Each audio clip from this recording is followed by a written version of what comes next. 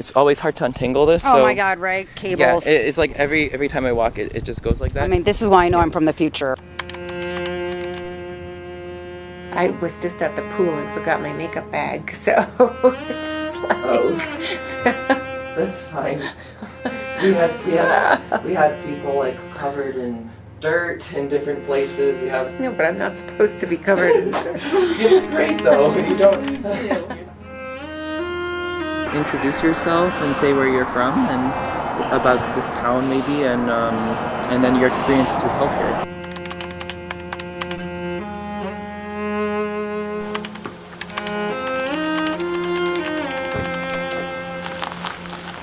When you say where from, you mean where I live now or where I was born? I mean like where you live now, because it's like showing all the different cities around the U.S. So yeah. Okay.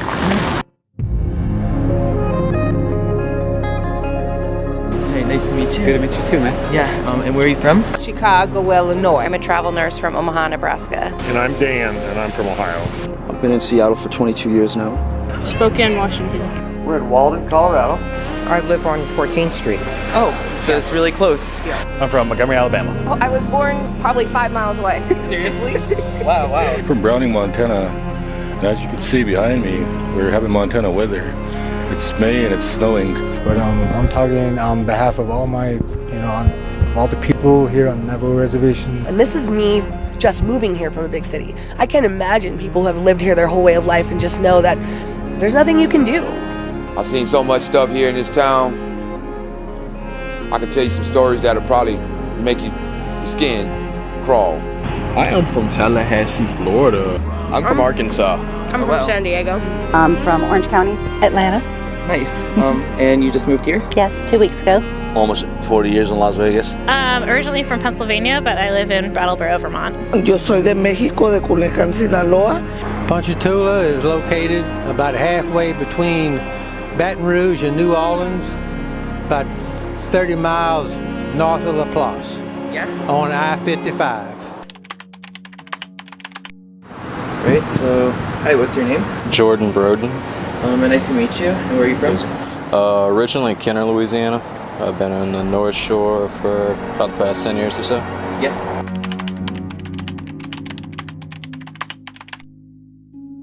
On a scale of 1 to 10, nutrition in my life is probably like a 7.5. Yeah. And has it always been a 7.5? No, at one time I was a complete health nut and it was an 11. Oh, really? Yeah. Oh, wow. And what changed that? My mom passed away and everything got a little bit harder. I'm so sorry about that. Yeah, it's good. I started when I was 10 years old. I ran away from home when I was 10. Well, my mother and dad passed away when I was probably about 10 years old. I've grown up kind of watching people close to me lose themselves to hardcore drugs. I'm just unfortunate right now. I'm just down on my luck. I'm unfortunate. You could have like really terrible pain, like abuse or whatever else in the family, or even just some emotional pain that's tough to deal with. And we all look for some kind of coping strategy. Just do what you gotta do to survive. Because once you die, you're gone. You're dead. There's no more. I died 5 times. I think it's like no problem to have a conversation. It's affected me quite a bit because I've seen a lot of it. Alright, like I'm a good example. I'm 26, but I have like 15 illnesses. Like I'm getting to the point where I can't work anymore. What I usually do is in the morning I'll go look for a job and I'll come back and panhandle in the evening. Or I'll go and panhandle in the morning and go look for a job in the evening. I use the panhandling for the bus fare or the food for the day. Or like my wife, neither one of us have health insurance. I use that money to pay for all my wife's medication. I was in boys' homes until I was about 17 before I joined the military. So after I'd done that, I got out and I hitchhiked all across the United States and I didn't really have no home to go to. Like I frequently smoke. She was always doped up, made it easier for the kids to have a reason to do it. I know my family used to be really tight-knit, and then it seemed like everybody just fell apart and started doing their own thing.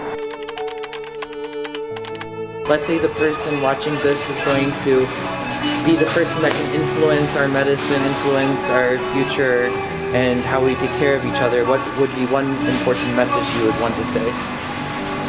So when I look around, like right now, I see we're a society of addicts, whether it's we're addicted to stuff like this, our phones, shopping, work, relationships, love, self-help. Like there's a lot of, we haven't really learned how to deal with our emotions and pain, and as a result we look to something to numb that hurt, and so we have the way I look at it is we're like a society of addicts right now, and I think that's the number one. Thank you. No, thank you. Yeah, tell me if you have anything else you want to say about our healthcare, medicine.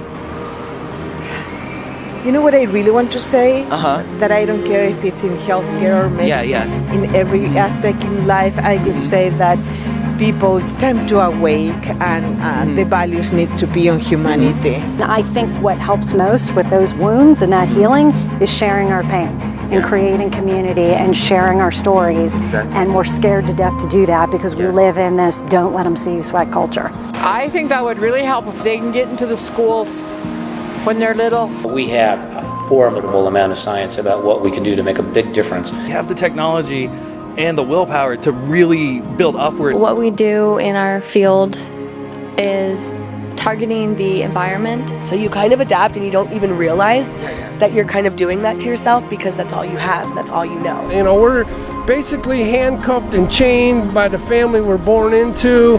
And that's what they say in Navajo, and if you can have a family, build your house, and I see the reason they say that, you know. An increasing focus on early childhood education and social and emotional healthy development as critical investments for the health of our country.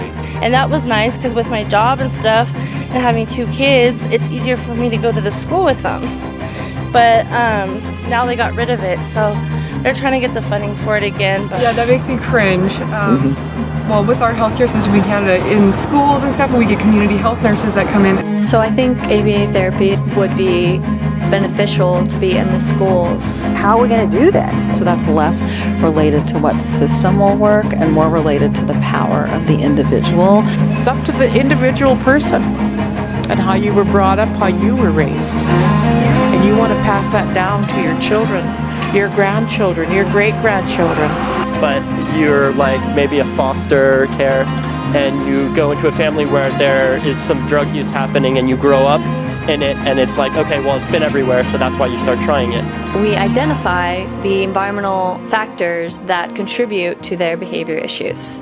Before you can go and judge on somebody else, you need to look at your own self. In the mirror and say, what is it that I can do differently? It should be in the schools for everybody because it works on replacing maladaptive behaviors with more appropriate behaviors that help them in adulthood. So that way you can show the children or the next generation the way to go, the way to live, the way to be. Learning about yourself, learning how you get angry all of a sudden. Exactly, and it's almost like as a system, we tend to address issues once they become issues rather than prevent it from becoming an issue in the first place. Right, if you're a community, big thing is just loving each other and looking out for each other. Yeah. If you could just start get that instilled in people, a lot of this stuff would start fixing itself, because once people actually start caring, things get done. It's just making people care and care more than, oh, let me just share this on Facebook real quick. It's going to take a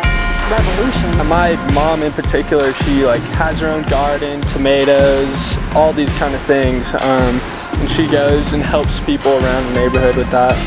That's your future. That's everybody's future, is our kids. Yep. We're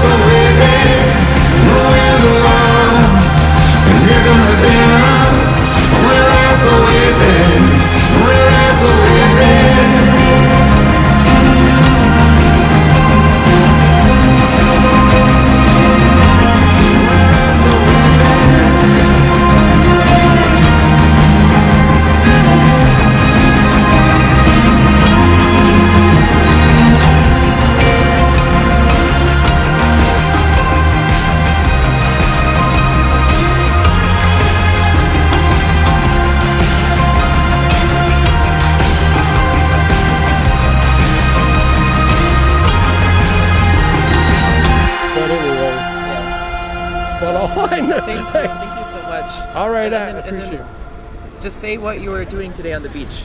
Oh, I was picking up plastics and garbage on the beach just as a purpose while I'm walking. It gives me a purpose. You know, there's a story about the sea urchin guy that's walking down the beach, and there's thousands of sea urchins, and there's a young guy walking behind him, and the guy picks up a sea urchin, he throws it in the water, and he walks a little further and throws it in the water. Then the young guy comes, "What are you doing that for? There's 10,000 of them in here." He goes, "This one likes it. This one likes it." Yeah. You know, so you do a little. If everybody does a little, the world can be a better place. Exactly. So totally agree. all right, Brian, nice talking to Thank you. you so much. All right, my pleasure. I appreciate it. My pleasure, man. Nice meeting you too. All right, have a yeah, great and I hope day. you have the rest of the great Saturday as Yeah, well. you Yeah, too. thank you. Yeah, bye-bye. See ya. So I think that the important point is that these things can be episodic. Even people with severe illnesses can still be quite productive and make big differences for themselves and for society. But our job is constructing environments that support them and that encourage them to be their very best, rather than, like you were saying, encouraging them to go on disability and basically give up on their life's dreams and hopes.